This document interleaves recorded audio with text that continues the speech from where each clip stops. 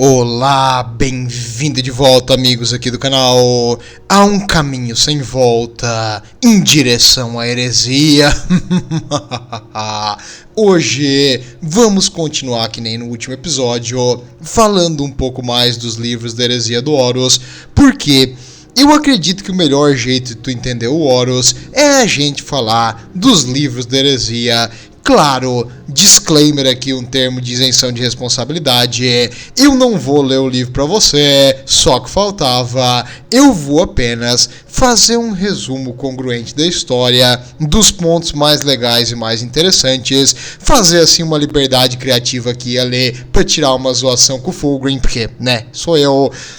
Mas a gente vai continuar a história aqui do primeiro livro.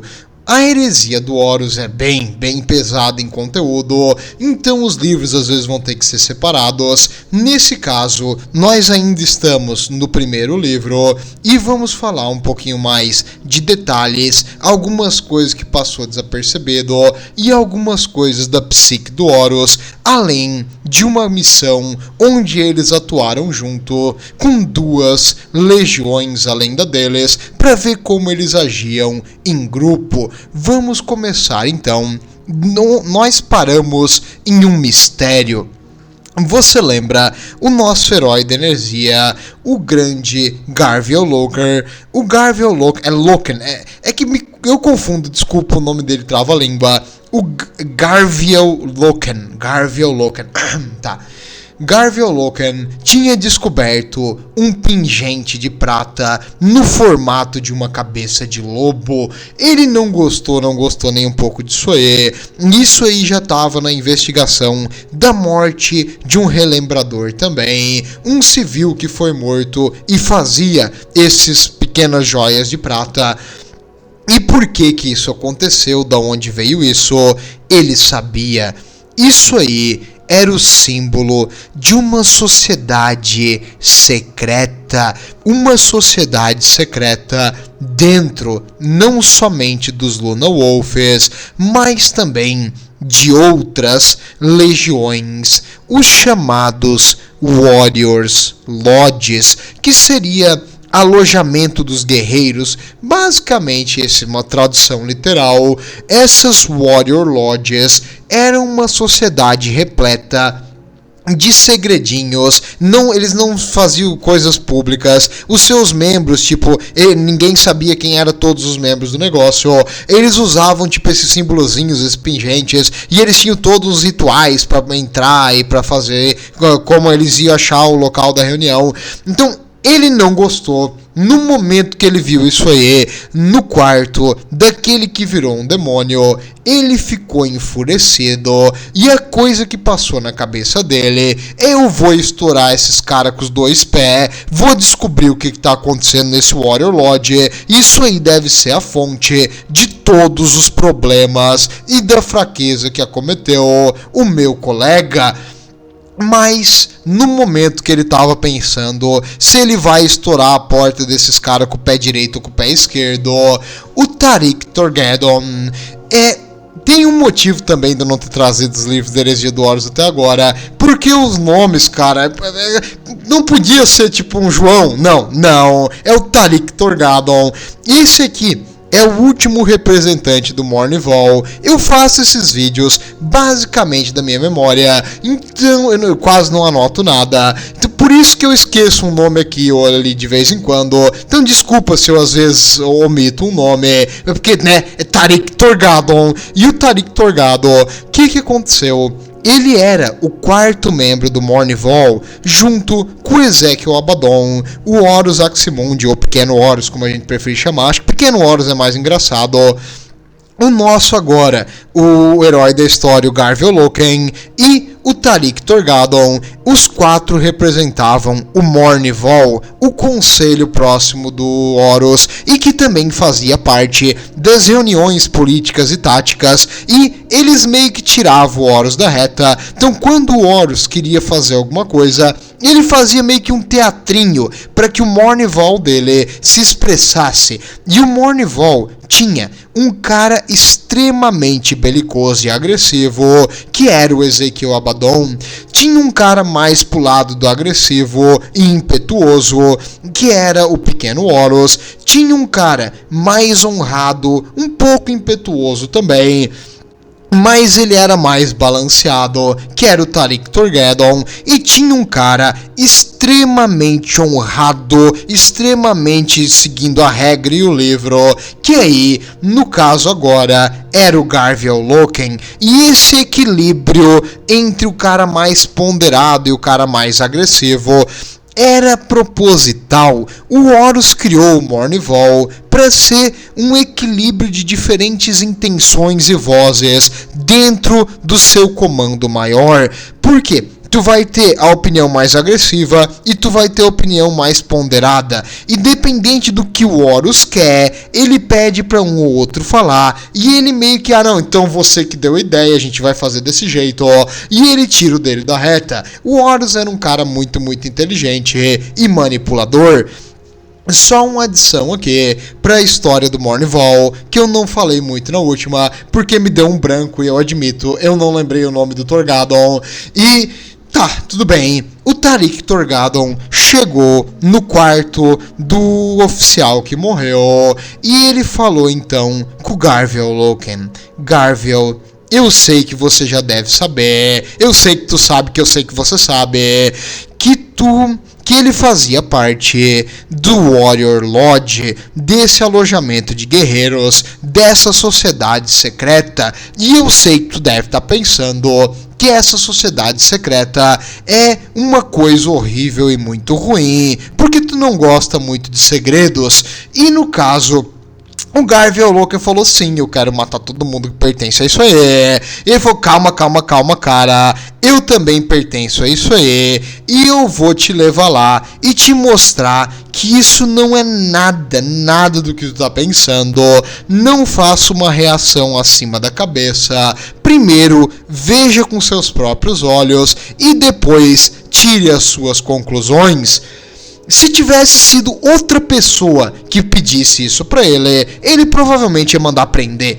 Mas o Tariq Torquedon, por fazer parte ali do Mournival, por ser um cara de extremo respeito, ele, tudo bem, vamos dar uma chance. Se ele faz parte disso aí, ele é um cara de extremo respeito, talvez essa organização não seja de todo mal. Vamos ver o que é esses segredinhos. Então, eles foram pra lá e um adendo, o que é esses Warriors Lodges? Os Warriors Lodges, eles foram criados por... Como eu vou te explicar? É um sistema de integração, diversidade e equalidade dentro das legiões, trazidas por um pessoal progressivo e muito pra frente, os portadores da palavra. Os portadores da palavra. Tem cada ideia boa, os portadores da palavra. Por exemplo, eles criaram oficiais religiosos para garantir o equilíbrio mental e espiritual dos soldados, os chamados chaplains. E como ninguém consegue dizer não para a maldita palavra do Lokar, é o Logar Aurelia, no caso, sabe, o primarca dos Wordbearers. As outras legiões começaram a adicionar esses chaplains nas suas legiões também, e eles viraram meio que oficiais de rank alto. No início eles eram só um oficial, depois eles viraram mais uma coisa religiosa também. Logar. E nos Luna Wolves, quem criou o Warrior Lodge, esse alojamento de guerreiros, essa sociedadezinha secreta cheia de pequenos rituaizinhos aqui e ali, cheia de pequenas tradiçõezinhas, cheia de rezar pro imperador, foi ninguém menos do que o primeiro chaplain dos Wordbearers, o oficial mais alto dos chaplains, dos portadores da palavra, o Erebus. O Erebus, nessa época, ninguém sabia que grandíssimo babaca que ele era. Eles consideravam ele um irmão de batalha como todos os outros, uma pessoa muito inteligente, e ele chegou assim com aquelas palavras bonitas: irmãos, juntai-vos e escutai-vos, porque acredito que ele fala assim, eu venho propor a criação de uma forma de, como eu vou te explicar, cara, de intercâmbio. As legiões têm que trabalhar juntos, já que afinal somos todos filhos do imperador. E no caso, não, eles são filhos do primarca, mas o primarca foi feito pelo imperador. No fim, o imperador é o centro de tudo, né? Então, salve o imperador. Se nós todos devemos ao imperador e somos criados por ele na sua infinita sabedoria, ele quer que nós trabalhemos em conjunto. E que jeito melhor de trabalhar em conjunto do que um local onde, independente da sua legião, a gente pode sentar e conversar, botar as nossas diferenças na mesa e chegar num consenso, um lugar onde rank não importa, hierarquia não importa, legião de origem não importa, somos todos iguais perante ao grande imperador. Tô botando aqui as coisas na frente. O imperador, então, gostaria que nós tomássemos essa ação. Como é que tu ia dizer não, cara? Não tinha como dizer não pra esse desgraçado. E ele criou, dentro dos Luna Wolves, e os outros chaplains dos World Bearers criaram nas outras legiões também, um monte dessas sociedadezinhas secretas. E nessas sociedades secretas, tanto os humanos recebiam algumas coisinhas também, como o panfletinho do Letício Divinato. O que é o Letício Divinato? É as escrituras do Logar Aurelian e, em forma resumida, e eles começaram a espalhar a fé no Deus Imperador. Por quê? Qual é o sentido? Sempre existiu um ou outro Astarte e pessoas normais que viam o imperador como um deus, porque, né, o bicho brilha, é imortal, ele tem poder de destruir as coisas com a mente. Então, é difícil argumentar que o imperador é só um ser humano.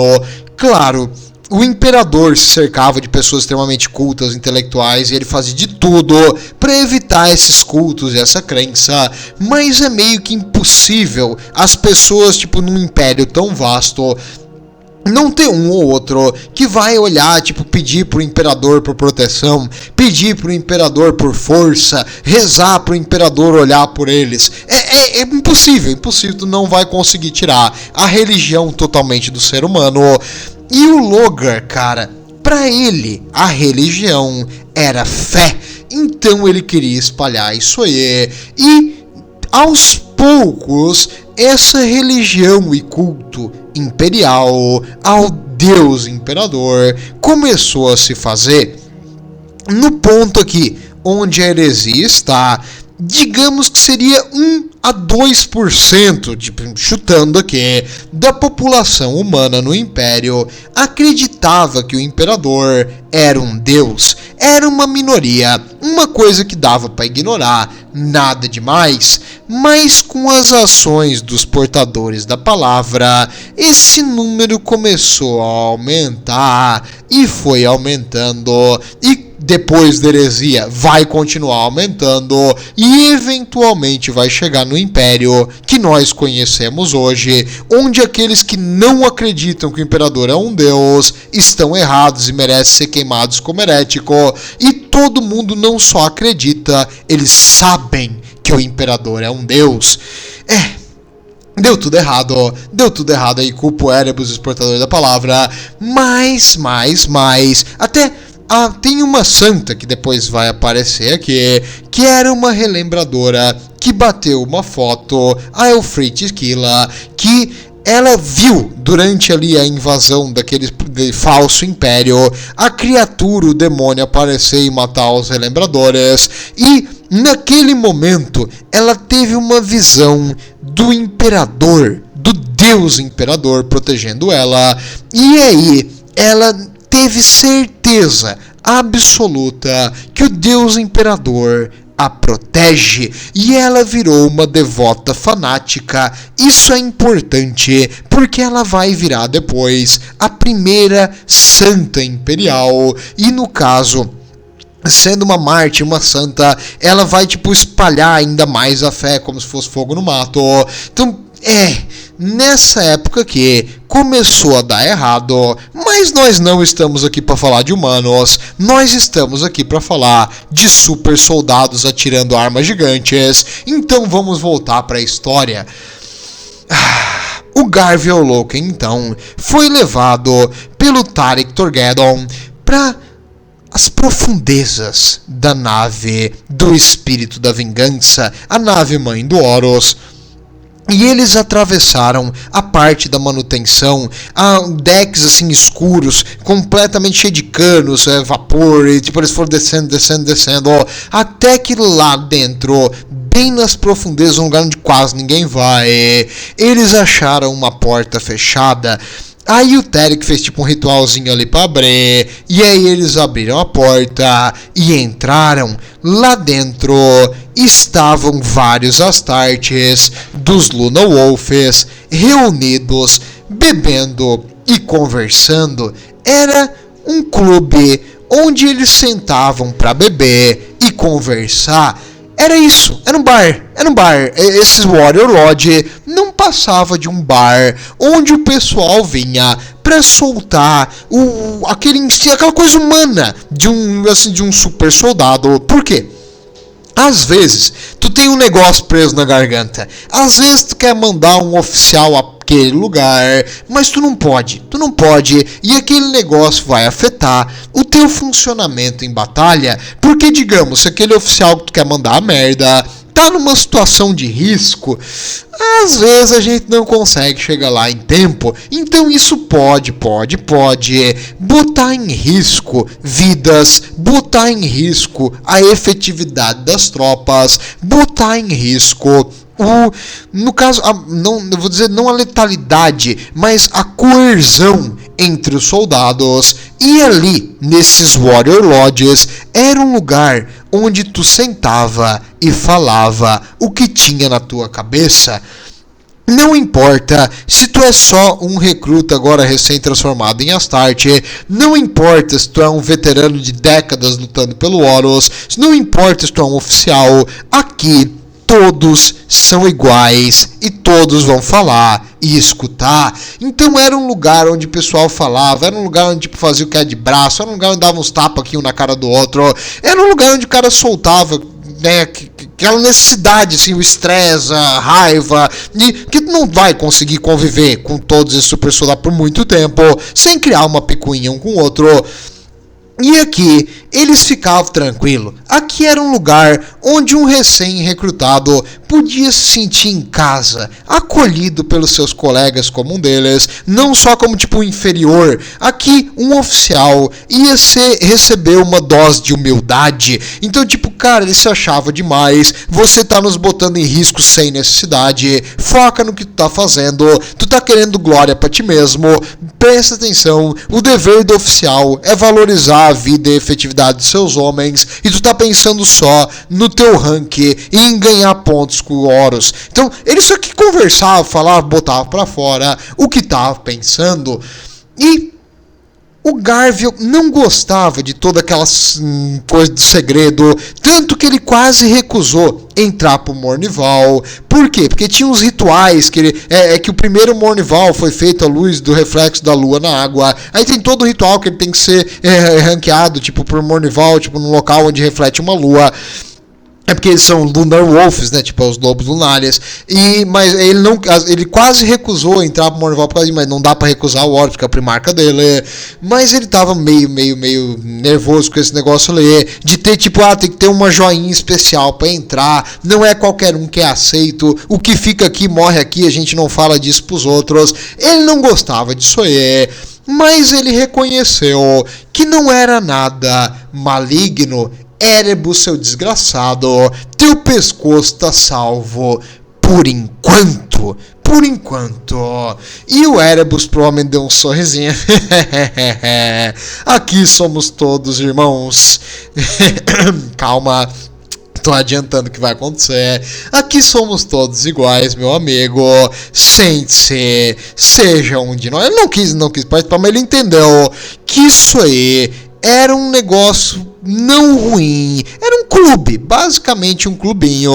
E quem tava ali, eles não estavam fazendo nada demais, nada violento, nada agressivo, nada errado a ponto do que aconteceu naquele planeta. Então por isso, o Warrior Lodge, por enquanto, recebeu o sinal verde para continuar operando, e o Erebus, o desgraçado, os Worldbearers vão continuar espalhando a palavra de Logar, e mais Astartes vão começar a ter uma certa crença com o passar do tempo, e esse misticismo e essa crença meio que vai enfraquecer a resistência deles contra uma certa influência caótica. Mas calma. São planos que levaram milhares de anos para falar. Até o Erebus fala no final do livro que tem planos há milhares de anos sendo feitos. Então, por enquanto, nada aconteceu. Apenas uma certa desconfiança, mas ele não tinha nenhuma prova de nada contra os Warriors Lodges. Fora aqui do livro, a gente sabe que não, esse negócio é extremamente corruptível, e é assim que se cria o caos. Eles foram fazendo a cabeça dos idiotas ler, mas calma, isso vem depois, conforme a heresia. Apenas saiba que já existiam vários membros da Legião do Horus que estavam entrando na lábia dos portadores da palavra. Tá, ok, mas agora a investigação e o que estava acontecendo ali teve que parar um pouquinho, porque eles receberam um sinal emergencial de uma expedição avançada dos Anjos de Sangue, os Blood Angels, uma nave, um pequeno grupo de naves expedicionárias estava em apuros e eles precisavam de ajuda, porque as tropas, se eles não recebessem ajuda logo, seriam aniquiladas. Peraí, como? Aniquiladas? Nessa época, os alienígenas já não tinham quase todos exterminados, tirando ali os orcs e um Lanor e um outro elfo que tava fugindo. Sim, as ameaças alienígenas aparentemente tinham sido todas controladas, e tirando uma ou outra exceção, não tinha nada assim que ameaçava uma legião inteira. A questão é que aqui não era uma legião inteira, era apenas uma força menor dos Blood Angels, claro, significativa, pedindo ajuda, e o Horus não podia, como ele era o War Master, ele era o líder de toda a expedição e da coordenação entre elas. Se os Blood Angels estão pedindo ajuda, é porque eles precisam. Então o Horus iria para lá para resolver o pepino, e ele precisava de todos os seus soldados, incluindo o Mournival e o Garviel Loker, e o Tarek teria que ir junto também para a missão à frente. Então tá na hora de esquecer essas picuinhas ali dentro da legião por enquanto, e tá na hora de voltar pro chão com bolters na mão. E no caso, eu imagino a cena, porque que foi a mensagem que eles receberam? O capitão desse grupo de avançados Blood Angels, eles entraram num planeta sem nome. E nesse planeta, depois que eles entraram, uma enorme tempestade, o planeta inteiro foi coberto por nuvens e radiação elétrica, e a mensagem falhou, e a única coisa que veio de lá foi a seguinte: esse mundo é assassinato. Tanto que o nome do mundo virou Murder. Por que virou Murder, assassinato em inglês? Porque é mais ou menos isso que estava acontecendo lá embaixo. E eles choraram gritando pro tio Sam ajudar. E o Horus veio com tudo. Não se preocupe, filhos de sanguíneos. Horus vai vir salvar vocês. E o Horus, com a sua força expedicionária, e os Luna Wolves chegaram nesse planeta.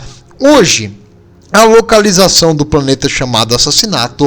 Ele mudou de nome depois também pra, esquecer o que aconteceu ali. Mas a gente não sabe exatamente onde ele é. Apenas sabe que é nas fronteiras do Império, bem, bem longe.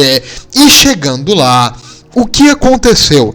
O grupo avançado de Blood Angels perdeu contato com as naves, foi mandado reforços. Os reforços, devido à intensa interferência atmosférica, se perderam e cada um caiu num ponto diferente, e eles não conseguiam voltar para a atmosfera. E depois foi mandado mais reforços e nada. E o comandante humano dessa expedição, o Horus, queria a cabeça. Esse imbecil mandou os Blood Angels pra morte. O que tinha acontecido com eles lá embaixo, ninguém sabia. Não tinha contato. Para de mandar força pra morrer, se tu não sabe o que tá acontecendo. O Horus queria porque queria matar esse cara, mas o Horus mostrou novamente imensa ponderação e calma em uma situação de imenso estresse, e ele chamou o Mournival. O Mournival tava assim, o Abaddon, vamos matar, esse cara merece no mínimo uma bala de bolter. O Garvel Loker falou, ele merece ser reprimido, meu senhor. E aí o Horus falou, muito bem, meus oficiais, obrigado. Você, comandante humano dos Blood Angels, o cara congelando ali que não passava uma agulha lá atrás, não passava nem sinal de Wi-Fi. Ele falou, é o seguinte, você responderá pelo seu erro depois. Não nesse momento. Agora eu preciso da sua cabeça no jogo. Eu preciso da total cooperação e obediência dessa expedição. E as suas forças vão fazer o que eu mandar. E depois você será julgado. Entendeu? Ele, sim senhor, desculpa senhor, obrigado senhor.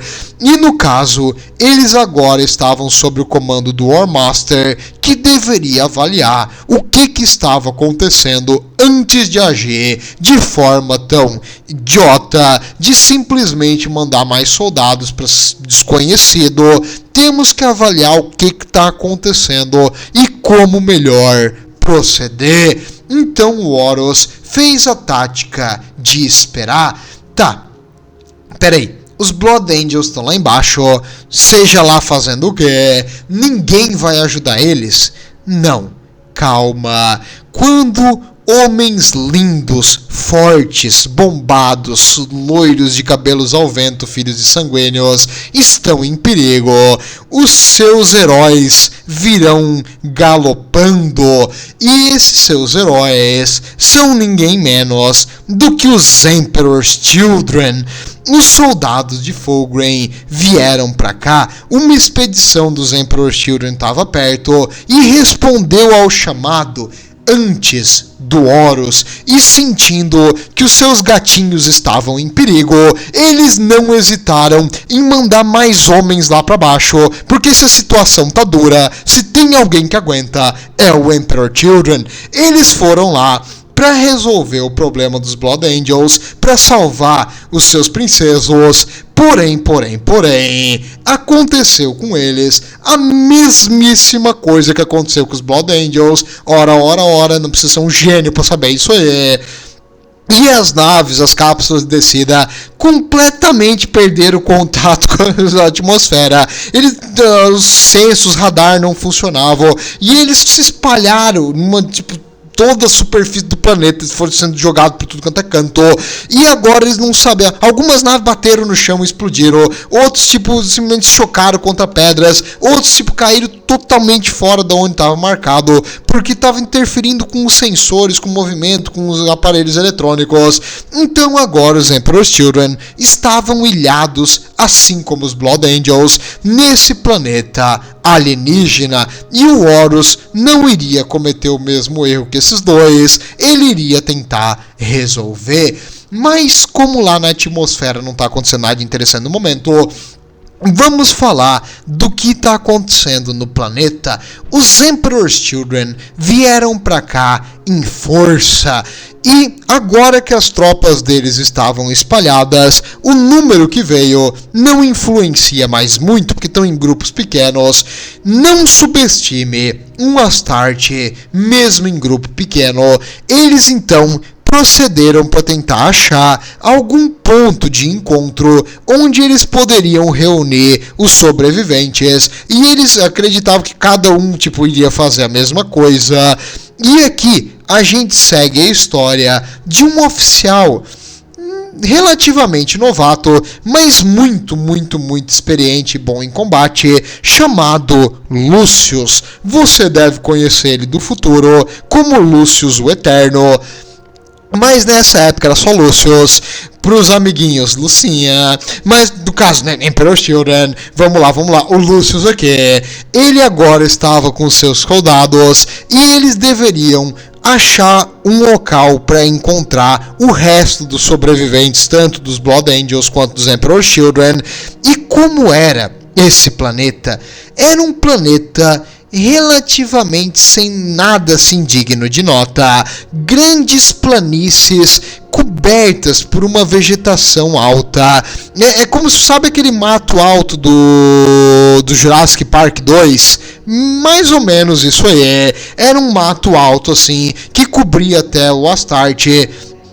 E não dava pra ver quase nada, a visibilidade era zero, e lá em cima na atmosfera aquelas tempestades contínuas de raio, chuva e nuvem, nublado e neblina, fazia com que a visibilidade ficasse ainda menor. E mesmo com o capacete avançado na real, nem todos, porque aqui na Heresia do Oro nem todo capacete ainda tinha sensores avançados, mesmo com a habilidade de percepção dos Astartes, com a sua visão perfeita, ainda assim não se via mais do que alguns metros à frente.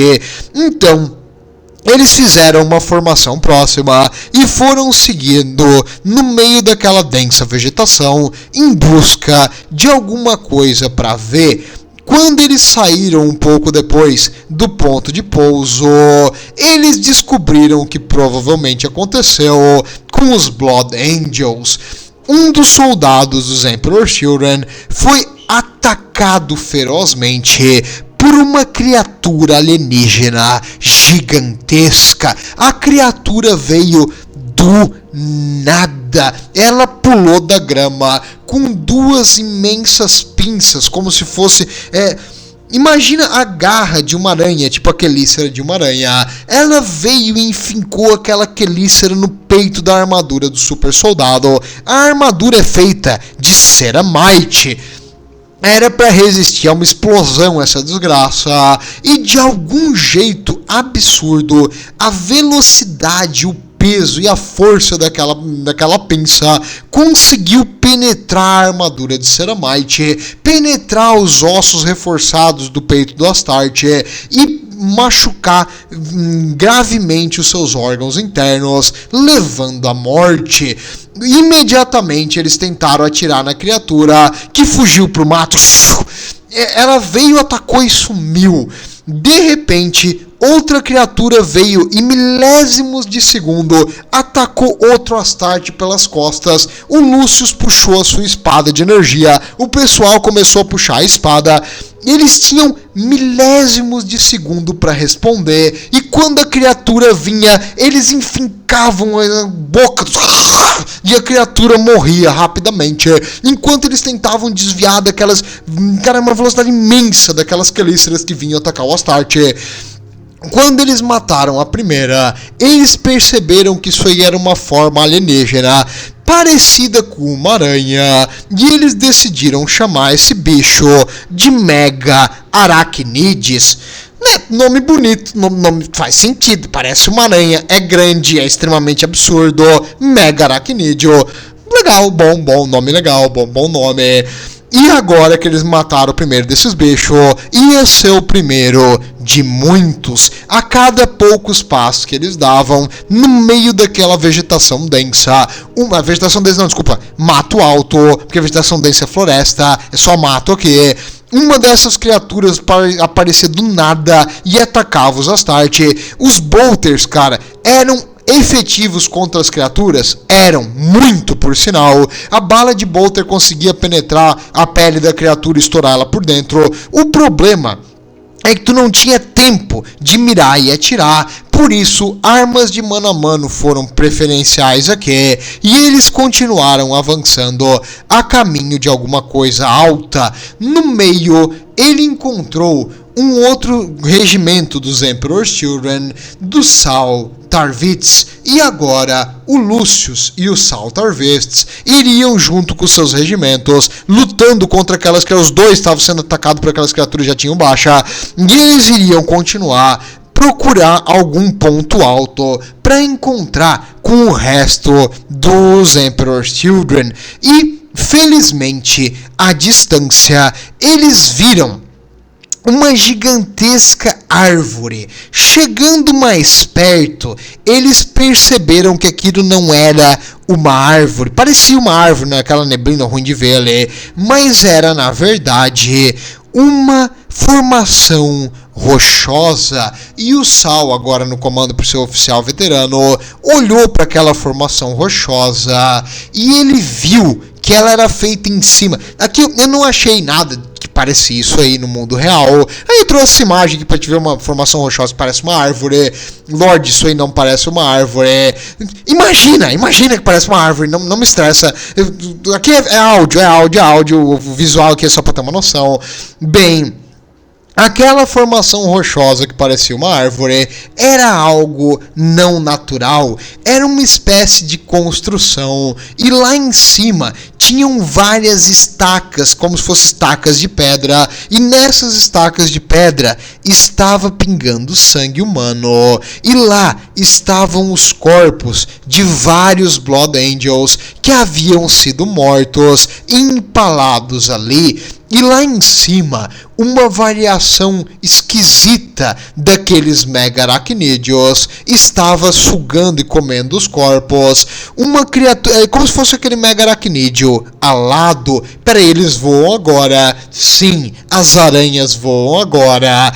E no caso, felizmente, próximo dessa formação rochosa esquisita ali, não existia vegetação, então era uma clareira que para eles foi, nossa, que facilidade. E agora, aquelas criaturas, vendo ele se aproximar da árvore, aqueles voadores, começaram a descer e tentar pegar os Astarte e levar eles pro ar com uma velocidade imensa. E os Astartes miraram para cima com os bolters e explodiram aquelas criaturas aracnídeas voadoras, e o bolter se mostrou uma arma imensamente eficaz contra essas criaturas. Alguns Astartes foram capturados e soltados em cima daquelas estacas de pedra, mas os aracnídeos começaram a ter os seus números cada vez mais reduzidos, e agora eles conseguiram chegar embaixo da formação, e o comandante deu o seguinte sinal. O Saul falou para eles: cara, todo o explosivo que a gente tem, bota aqui. O que eles estão fazendo com nossos lindos Blood Angels lá em cima não tem perdão. O corpo dos Blood Angels é só nosso. Não. Destrói isso agora. Eles colocaram os explosivos ali embaixo e detonaram e explodiram aquela formação rochosa terrível, e fazendo assim um enterro em chamas para aqueles mortos lá em cima. Foi uma coisa sangrenta, uma coisa violenta, mas olha só, quem diria, quando eles estouraram aquela estranha formação, a tempestade em uma imensa área se dissipou. O quê? Essa formação rochosa era uma espécie, cara, de construção desses mega aracnídeos, uma parte do seu sistema de defesa, e ela fazia essa instabilidade atmosférica. No momento que ela foi destruída, aquela instabilidade atmosférica cessou e as nuvens abriram. Tá, então por que eles não explodiram essas coisas antes? Porque Como é que tu vai pensar que uma porcaria de árvore de pedra controla o clima? Não faz sentido, tipo, meio que loucura. Mas aqui isso existia. E agora, o que fazer? Bem, para os nossos pequenos e queridos Emperor Children aqui no planeta, eles tiveram que se adaptar rápido, porque os Mega Aracnídeos não gostaram nem um pouquinho do que aconteceu, e uma imensa quantidade desses Mega Aracnídeos começou a migrar na direção dessa árvore destruída. Felizmente, outros Emperor Children que estavam isolados e um outro sobrevivente dos Blood Angels, mas bem pouco, viu a explosão e foi pra cá. Então, vendo aquela imensa labareda pra cima, todo mundo foi em direção a isso aí, e os Mega Aracnídeos estavam preparando um contra-ataque imenso nesse ponto. E agora o Horus, vendo que uma área do planeta limpou, ele conseguia mandar uma missão de reconhecimento ou mandar uma força maior. E aí entra o Mournival de novo, porque um dos oficiais do Mournival se voluntariou. Nesse momento, cara, eu não lembro exatamente qual foi. Tenho quase certeza que foi o Tariq. Mas, cara, faz tempo que eu vi esse livro. Independente, um dos oficiais do Mournival se voluntariou para fazer um reconhecimento da área e voltar. O trabalho dele era mandar um grupo de Astartes, uma companhia, para ver o que estava acontecendo e depois imediatamente voltar e mandar uma comunicação pro Horus para ele saber se estava tudo certo para mandar mais tropa ou não.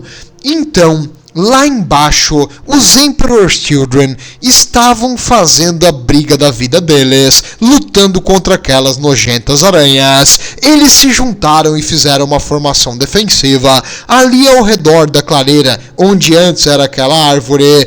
Eles ficaram numa posição onde eles botaram bolters pesados, eles ficaram em posições elevadas para um atirar por cima do outro, porque tu sabe, né, um homem em cima do outro é o que os Emperor Children fazem de melhor. E quando começou os Mega Aracnídeos a sair do mato, a vantagem que eles tinham naquela camuflagem e ataques instantâneos, nesse momento, cara, não foi mais tão vantagem, porque as armas de bolter dos Astarte, com o tempo de ver o inimigo vendo, foi absurdamente eficiente para dizimar essas criaturas. Porém, não eram 100, não eram 1000, eram milhares dessas desgraças vindo de todas as direções, e os Emperor Children começaram a ficar sem bala, começaram a ter que lutar no mano a mano. As criaturas aladas começaram a aparecer também, então tipo, tu enfrentava elas no chão, tu enfrentava elas no ar, e de repente algumas criaturas esquisitas começaram a aparecer do chão,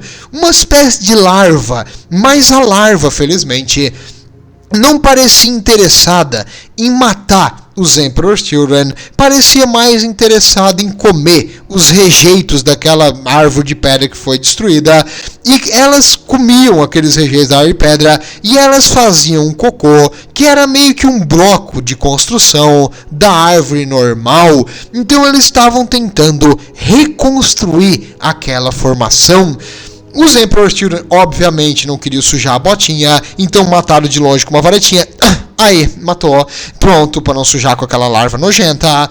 Mas no caso, não tô brincando, eles mataram brutalmente todos os bichos aqui. E os Emperor Children, então, fizeram um bom trabalho. Tem que dizer, quando eles fazem um bom trabalho, eles fazem um bom trabalho. Mas eles estavam sendo totalmente sobrecarregados pelo número das criaturas.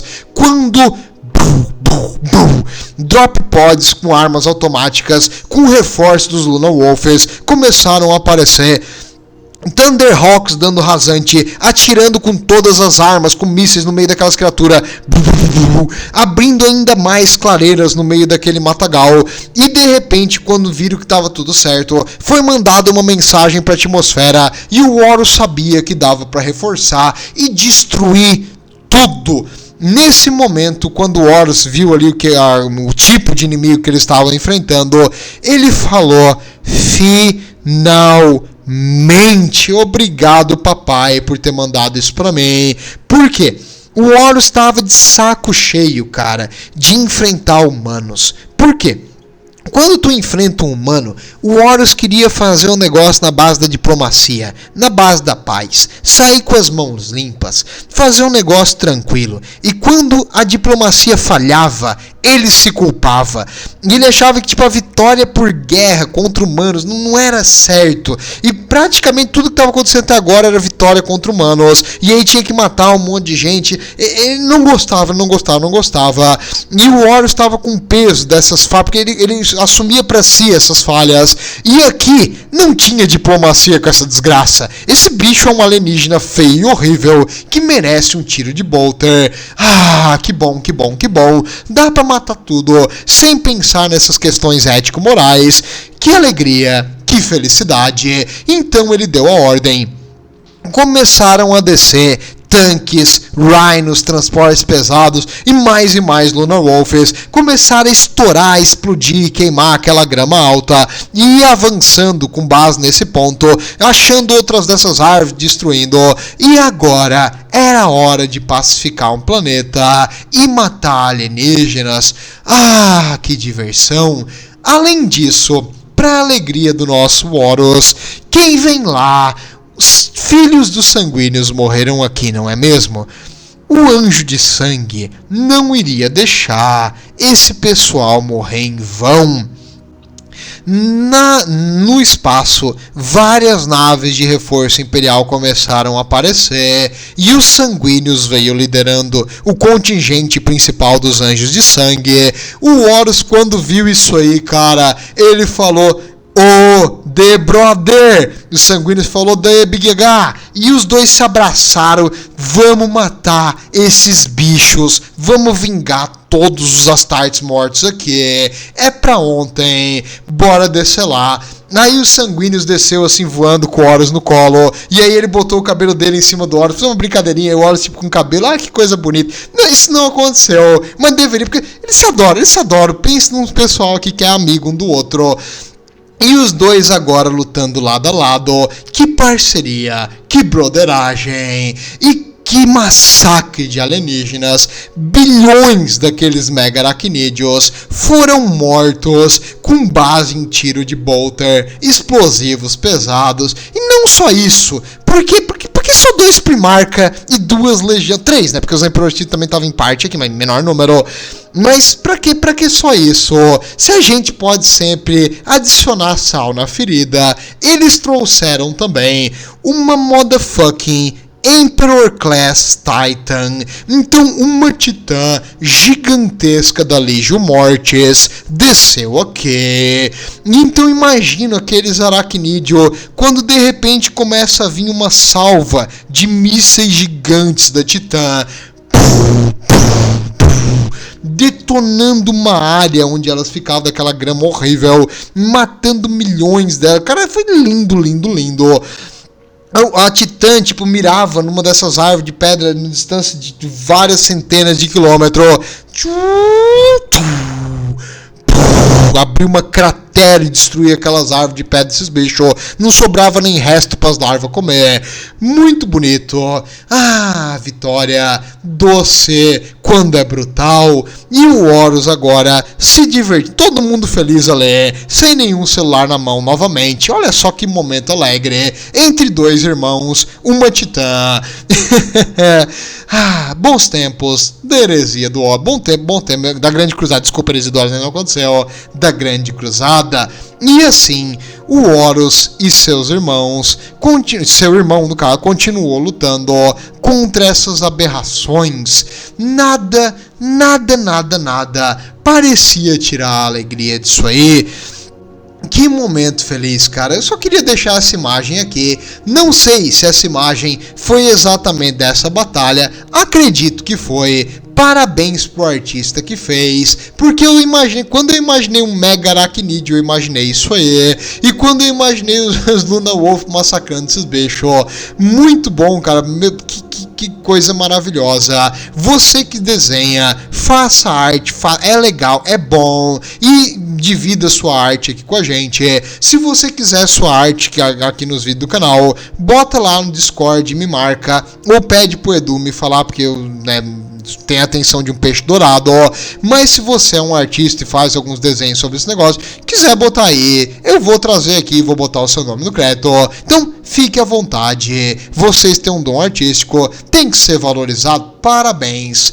E no caso, depois de bilhões dessas criaturas aberrante morta, eu imagino talvez isso seja até uma espécie de tiranídeo, vai saber, né? Vai saber, porque pela agressão, por conseguir destruir a armadura de um Astarte, até foi levado à teoria de que esses bichos não eram exatamente naturais.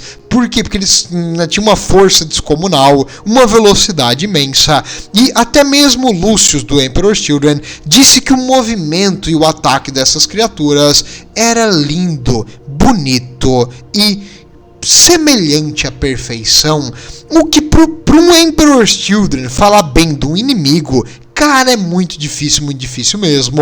Então essas criaturas não devem ser natural. Com isso, é possível que seja ou uma espécie alienígena absurda, ou talvez uma criatura não necessariamente 100% da nossa realidade. Tudo bem, os aracnídeos foram destruídos em grande parte, e quando eles iriam ser exterminados, claro, quando o Império estava aumentando cada vez mais, expandindo a clareira e destruindo aquelas coisas, chegou uma nave avançada, uma nave humana, e a nave humana mandou uma mensagem, e o Horus recebeu uma comunicação de que essa nave estava falando com eles. O Primarca é um ser imensamente inteligente, e ele consegue pegar as coisas rápido e no ar, tipo, ao redor desse planeta do Murder tinha um monte de, como eu vou te explicar, de boias, boia na água, né? É como se fosse uma boia, uma estação espacial emitindo uma mensagem em loop. Essa mensagem soava mais como uma música do que como uma palavra falada. Então ninguém entendia o que ele estava falando ali naquela mensagem. E tipo, o Horus, mesmo sendo um Primarca, sem ter uma base do que ele estava falando, ele não conseguia traduzir aquela mensagem em loop.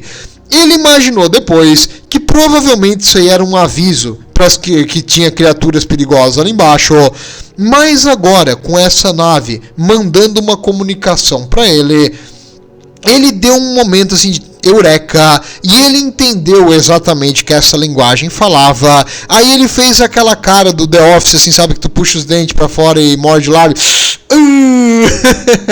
Era um aviso para que o planeta é perigoso, né, meu? Eu devia saber. E aí, no caso, a mensagem agora dizia o seguinte: era um fragmento da humanidade, e eles vieram aqui perguntar o porquê que eles estavam invadindo a prisão dos mega aracnídeos. E o Horus não sabia responder. Prisão dos mega aracnídeos? Como assim? E aí, no caso, o pessoal da nave falou: deixa a gente ir aí conversar, que nós explicamos tudo. E o grupo alienígena que era representado por humanos, os humanos que se chamavam os Interex. Os Interex, eu não achei nenhuma imagem deles, nem de arte ou de coisa assim, mas eles eram um grupo humano que, na época da Federação Humana, colonizaram uma região aqui próxima desse espaço, e durante esse tempo eles encontraram alienígenas, alguns que conseguiram cooperar e trabalhar junto com os humanos, e outros que eram impossíveis de ter qualquer relação. Esses aracnídeos aqui eram essa espécie que era impossível tu estabelecer qualquer contato e comunicação, e eles acharam, o Interex achou, que o mais humano a fazer ia ser isolar eles em um local onde eles não poderiam fazer naves espaciais e fugir desse planeta, mas um local habitável onde a espécie deles iria ficar confinada a esse planeta, e ao redor eles botaram aqueles estações espaciais de aviso para comunicar qualquer um para não entrar ali, que é extremamente perigoso, e para observar qualquer tipo de coisa na atmosfera, caso eles tentem fazer naves ou sair do planeta, eles iriam resolver. E o Horus, cara, quando esses Interexes respondem... Aliás, como não tem imagem do Interex, vou botar coisa bonita. Vamos botar umas imagens dos sanguíneos aqui matando coisas, porque, né, legal. E aí, então, vamos continuar falando aqui dos Interex, já que eu não tenho muito o que falar sobre eles. Quer dizer, não tenho muito o que mostrar sobre eles. Quando o Horus escutou isso aí, cara, ele achou o máximo, porque o Horus era todo pacifista. Ele queria, de algum jeito, fazer diferente. Ele achava que o que eles estavam fazendo até agora era meio exagerado, meio desnecessário, meio cruel demais e poderia ser mais ponderado, poderia ser mais correto, poderia ser mais pacífico. Mesmo com os alienígenas, eles poderiam deixar eles isolados. Olha só, a gente nunca pensou nisso, a gente foi matando todo mundo no caminho. Que ideia interessante. E quando eles falaram isso, o Horus ficou imediatamente com uma vontade de aprender mais e conhecer sobre esses Interex, e assim o Horus chamou seu Mournival e recebeu esses Interex na sua nave. Quando os Interex entraram, tinham humanos, sim, mas também tinha uma espécie alienígena. Os soldados, tipo, tudo puxando os bolter. O Horus, eles são meus convidados, deixem eles falarem. E aí os Interex explicaram a situação e o que aconteceu com eles. Durante a era das trevas, a era dos conflitos, a era em que a humanidade ficou isolada devido a tempestades de material terríveis que impediram a viagem interestelar e só podia viajar em sistemas próximos, os Interex ficaram isolados. Com isso, eles buscaram ajuda de uma espécie alienígena próxima, e essa espécie alienígena era uma espécie absurdamente avançada e tecnológica, tipo de um nível acima até da humanidade nesse momento, mas essa espécie era muito antiga e a população deles estava em declínio há bastante tempo e era provável que eles iriam desaparecer sozinhos. Muitos estipulam que essa espécie foi criada pelos antigos. Eles eram umas coisa feia, com a pele azul, eles tinham a boca como se fosse o nariz e a boca era tudo junto, era um buraco no meio do rosto. Eles tinham como se fosse um golfinho assim pra frente, a mandíbula, e abria dos lados para mostrar os dentes e o nariz no meio. Era feio, era um bicho feio, mas eles eram extremamente inteligentes, pacíficos e ajudaram os humanos aqui na sua necessidade, e eles fizeram uma federação onde alienígenas e humanos coexistiam.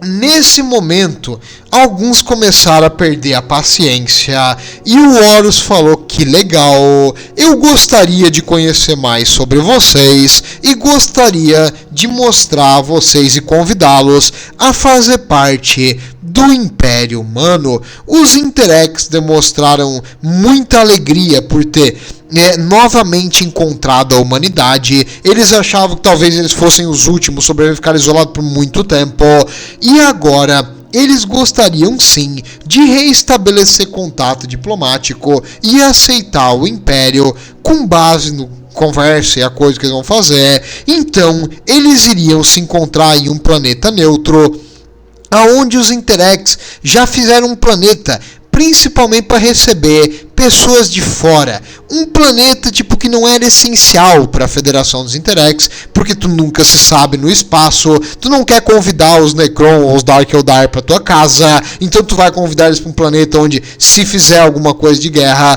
vai causar o mínimo de estrago possível. Então eles decidiram levar eles para um planeta onde tinha algumas cidades e tal, mas era um planeta meio que já separado para receber emissários vindos de fora.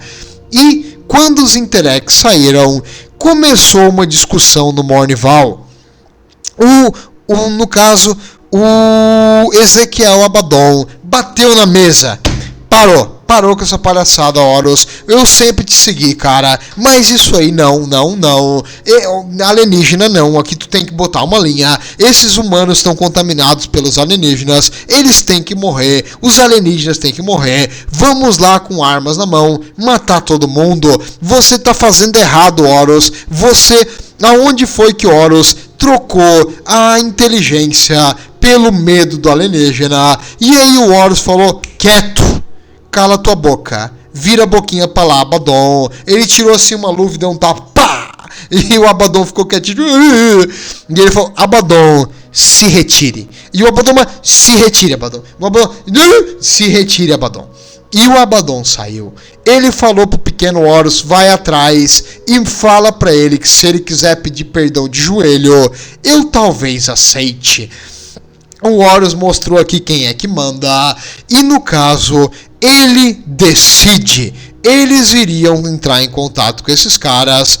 O Garviel Loken também não estava assim muito feliz com isso, mas o Horus selecionou o Garviel Loken para fazer parte do comando ali das tropas que iriam com ele para negociar. E dessa vez não teria erro. Ele não iria mandar um emissário falar por ele. Ele iria falar com os Interex e trazer os humanos junto a eles, a tecnologia, os avanços desses mundos junto ao Império pela paz, sem derramar sangue, sem incidentes. Então, ele optou por levar junto com ele vários humanos, filósofos, pessoas de alto nível intelectual ali que vinham junto na expedição, e menos pessoas do exército, da marinha e da parte militar. Ele levou mais civis do que soldados para essa reunião, porque ele não queria mandar a mensagem errada. E chegando lá no planeta, antes até... Porque agora o Garviel Loken e o Horus estavam meio que tipo os dois ali em contato um com o outro. E o Horus se abre um pouco por Garviel Loken e Garviel Loken. É que Logar é o primarca dos World Bearers, Loken é o nome desse cara. E o Horus se abre ao Garviel Loken e fala o seguinte: eu não sei se eu era o melhor para ser o War Master, cara. O Imperador, na minha situação, o Imperador teria conseguido trazer aquele Império na paz. Se fosse o Imperador, o meu oficial anterior ali, meu amigo, estaria vivo. O Imperador teria conseguido isso, cara. Eu não sei se eu sou tão bom assim quanto o Imperador acha que eu sou. Que o Imperador confia muito em mim. Mas eu falhei. Eu não sou bom nisso aí, cara. É demais. Eu tenho que cuidar de tudo. Todo mundo pede minha ajuda. Todo mundo quer que eu esteja em todo lugar ao mesmo tempo. Todo mundo quer que eu faça tudo. E eu não consigo fazer tudo. Eu não consigo fazer todas essas coisas. Eu não consigo ajudar todo mundo. Eu não consegui. Eu errei. Mas o Imperador talvez esperava muito de mim. Talvez o Imperador achou demais de mim. O Imperador acho que errou no julgamento dele da minha pessoa. E o Horus demonstrou nessa conversa com o Garviel Loken. Garviel Loken, não tem R, Garviel Loken. O Horus demonstrou nessa conversa com o Garviel Loken que ele é inseguro, que ele acha que não, cara, que ele não era o certo para ser escolhido. Aliás, o Sanguíneos estava aqui na expedição também, e os Sanguíneos não falou nada. Ele deixou assim o Horus decidir. O Sanguíneos, não vou dizer que ele lavou as mãos, mas ele achou que o Horus saberia o que é certo. Se o Horus diz que é para conversar com os alienígenas e tentar trazer eles na paz, é porque o Horus sabe o que faz. O Imperador deixou o Horus de War Master porque ele confia no julgamento do Horus, e os Sanguíneos confiava também. O único que não confiava no seu julgamento era o próprio Horus. Ele aqui traz, cara, um peso nos ombros imenso. Ele traz que, ele tá em dúvida se ele tá certo, se o Imperador não errou no botar ele no comando, se ele é falho, nessa insegurança dele, ele tá botando o Imperador num nível divino, num nível de que nunca erra. Isso não existe. O Imperador é um homem, como eu e você. Então, tipo, o Imperador vai errar também. Tipo, todo mundo erra, não tem problema errar, Horus. Mas o Horus, cara, como um ego imenso de um Primarca, tipo, que imagina, tu acerta 99% das coisas que tu faz. Aquele 1% que tu errou vai te marcar pro resto da vida. Porque tu esquece do teu acerto, da tua vitória, mas do teu erro, tu não esquece. E o Primarca não consegue esquecer. Então imagina, a gente falando aquela bobagem quando era novo. Tipo, quem aqui nunca deu uma bola fora assim quando era novo? Falou uma bobagem que depois se arrependeu até hoje. Passou uma vergonha alheia que não devia ter passado. Todo mundo tem aquela mancha assim na sua história. Que todas as outras pessoas já esqueceram. Ninguém mais lembra. Mas tu lembra. Tu sabe o que é. Cara... Pesa, não pesa? Pois é, o Horus tinha isso aí. Ele tinha essa dúvida. Os erros dele pesavam. Mesmo que não tinha o que fazer. Muitas vezes não, era fora do controle dele. Ele assumia a culpa. Essa bondade do Horus de querer tipo, fazer tudo certinho. Essa tipo, insegurança dele na sua própria capacidade. Começou a afetar a sua força de vontade.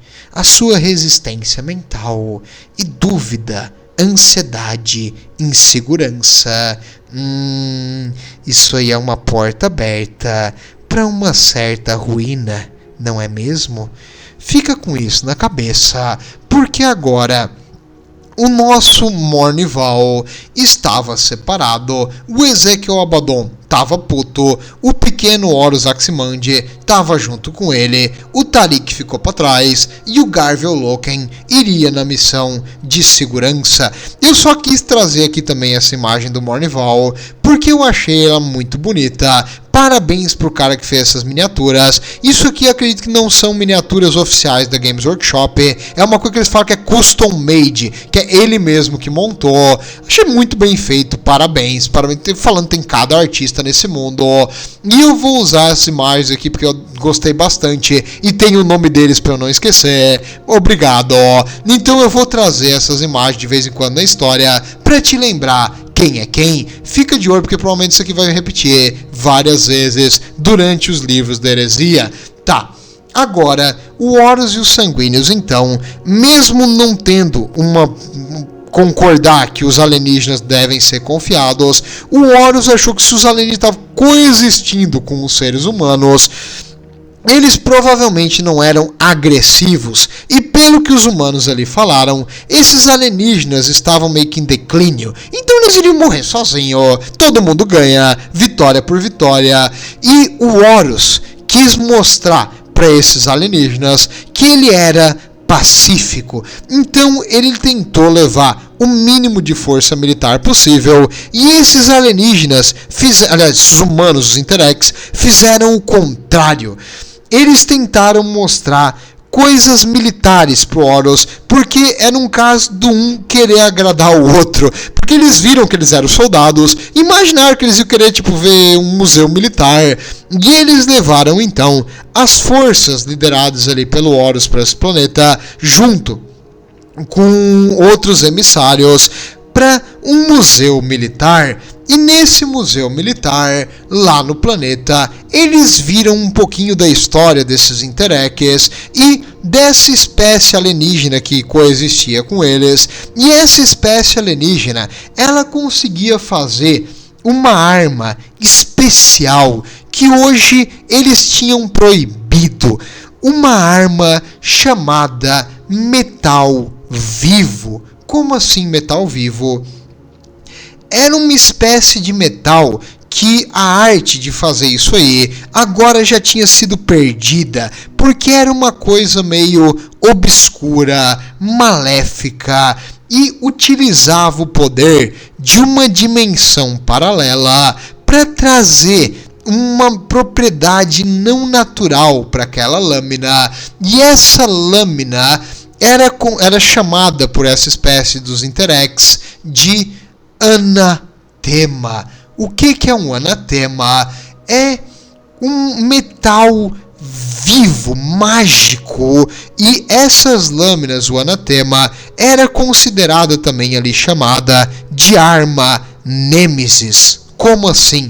era uma espécie de faca, uma espécie de espada ali, que é uma faca longa. Essa arma, quando tu designava um alvo para ela, ela iria virar um veneno contra aquele alvo. Ela iria ser absurdamente efetiva em matar aquele que tu quer matar. Era uma arma de assassinos perfeita, porque qualquer arranhão, ferimento ou lesão com essa arma quase que mágica, hoje a gente sabe que é uma arma mágica, ela iria neutralizar a essência vital do seu alvo. Então essa espada anatema era uma arma caótica. As armas caóticas, por isso, hoje é proibido nessa espécie ali dos Interex. Talvez quando elas foram inventadas, porque elas são mais antigas que a humanidade, essa espécie alienígena é mais antiga que a humanidade, então talvez lá atrás eles não estivessem usando caos, e sim a energia do imaterial, assim como os elfos, assim como os Old Ones, eles utilizavam a energia do imaterial para dar poder e força à sua tecnologia. Porém, conforme o imaterial foi ficando caótico, essa corrupção do caos foi afetando essa tecnologia baseada no Warp, e eles meio que proibiram e pararam de fazer essas coisas, porque essa espécie alienígena detectou que isso aí era extremamente perigoso e iria levar à morte de todo mundo. Portanto, hoje era apenas uma peça em museu, nada mais. E o Horus foi levado ali, todo mundo viu esse negócio, beleza. E agora era hora, depois de uma visita ali no museu, era hora de continuar as negociações. E antes das negociações poder acontecer, o Loken, chamar de Garvel. O Garvel foi chamado de um lado pelo oficial comandante. Por quê? Porque o oficial comandante da segurança ali dos Interex achou que eles estavam sendo corrompidos pelo caos. O quê? Caos? O que é caos? O Garvel falou, não tenho noção nenhuma do que tu tá falando. E aí o mestre da guarda falou, nós acreditamos que existe uma influência das energias caóticas nos seus soldados. O Garvel falou, vocês são retardados, fala minha língua, o que tu tá falando, cara? E aí esse chefe da segurança ali dos Interex explicou, existe uma força maior, uma força de destruição e devastação chamada caos. E essa força vive no outro lado, em uma dimensão paralela chamada Warp. Nessa região, as coisas que vêm de lá induzem ao caos, a devastação e a morte, a destruição de tudo, e não deve ser permitida, e é algo que corrompe. E o Garvel falou, não tenho noção nenhuma do que tu tá falando. E aí o pessoal ali da segurança percebeu que não, eles não tinham, pelo visto, nenhum tipo de malícia ou intenção caótica, era realmente apenas pura ignorância. Esses soldados que vieram ali não tinham noção nenhuma do que eles estavam falando, não tinham nenhum indício de corrupção maior e não pareciam ser caóticos em natureza. Então esses Interex tinham um conhecimento do caos e como lidar de uma forma relativamente segura com isso aí. E se você é um seguidor do caos, você não quer que isso aconteça. Portanto, nesse momento, as negociações ali com Horus foram interrompidas, porque houve um ataque. O quê? Aonde? No museu. Um ataque aconteceu, todos os defensores do museu tinham sido brutalmente assassinados, e uma peça foi roubada? Não pode ser. Por que alguém atacaria nesse momento? Era óbvio que quem atacou era alguém da expedição trazida pelo Horus. Eram aqueles monstruosos super soldados que ele trouxe. Alguém roubou o anatema, a espada mágica, a espada Nêmesis, a espada que mataria alguém, a espada perfeita para um assassino. O Horus falou: impossível, eu nunca dei a ordem para atacar. E aí o pessoal ali da segurança desses oficiais civis que estavam nessa parte diplomática pediram para o Garviel mandar os seus soldados soltar as armas. Eles já não confiavam muito nesses humanos amiguinhos de alienígena, ainda mais daquele papo louco de causa que eu tava falando lá fora. E agora, mandando tu soltar a tua arma, ele não solta, tu vai soltar sim, ele não vou soltar não. Aí o cara mirou pro Garviel, não se mira pro Garviel louco, hein? O Garviel mirou de volta pra ele. E aí ficou aquele impasse mexicano por alguns segundos, mas aí um guarda chegou perto: calma. Garviel, por favor, abaixa a arma. No que ele encostou na arma, começou o tiroteio e começou todo mundo a se matar. E foi uma violência absurda.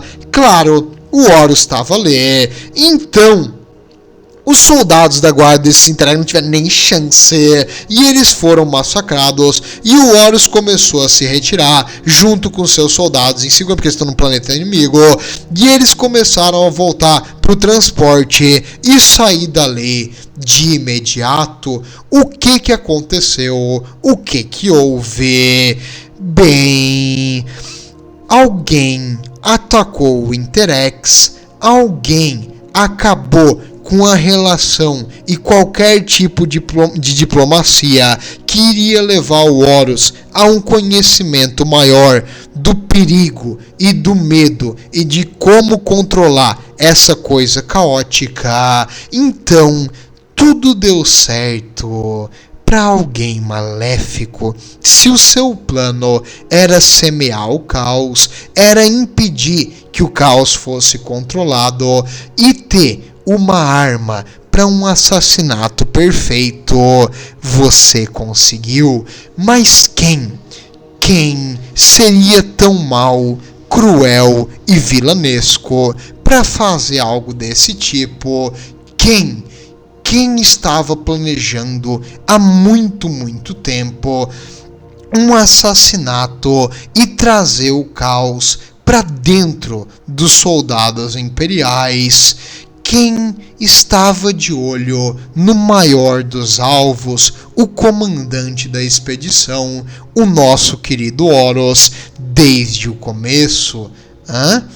Eu não vou parar num cliffhanger o primeiro livro, eu vou trazer para você a resposta, porque acho imensa sacanagem o pessoal que fica enrolando para dizer. Então, meus amigos, quem tinha tudo a ganhar e quem já cultuava o caos desde esse início? Se você adivinhou, parabéns, filho da mãe! É o Erebos de novo.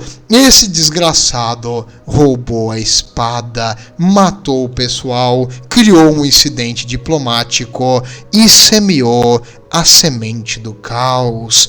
Tudo conforme o planejado. Imagino do outro lado um deus caótico com duas cabeças em forma de pássaro que está sempre mudando, muito feliz em ver os seus planos se desenrolar. Vejo vocês na próxima, onde nós saberemos para que essa espada foi pega e quem será assassinado. Vejo vocês lá. Quem será a próxima vítima? Agora, sempre quis dizer isso, desculpa, eu sei que quebrou o clima, mas que eu sempre quis dizer isso. Tudo de bom e vejo vocês no próximo livro.